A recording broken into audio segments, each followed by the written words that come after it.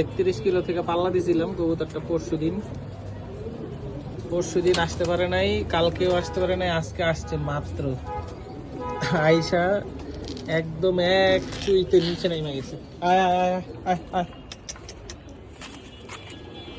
আয় আয় আয় আহ আহ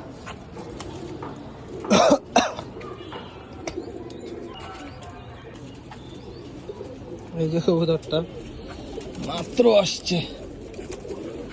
এই যে 31 কিলো বাজির সিলটা পর্যন্ত আছে।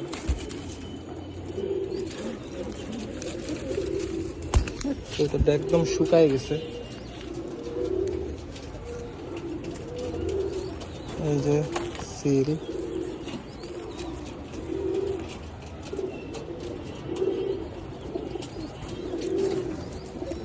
একদম হাড্ডি গুড্ডি বের হয়ে গেছে, শরীরে আর শক্তি নাই। দোয়া করবেন, কবুতরটার জন্য অনেক খারাপ লাগছিল। ওর বাচ্চা চলে আসছিল, কিন্তু ও এত লেট করবে আসলে বুঝতে পারিনি। যাক আলহামদুলিল্লাহ, আমার অনেক বিশ্বস্ত একটা ব্লাড লাইন।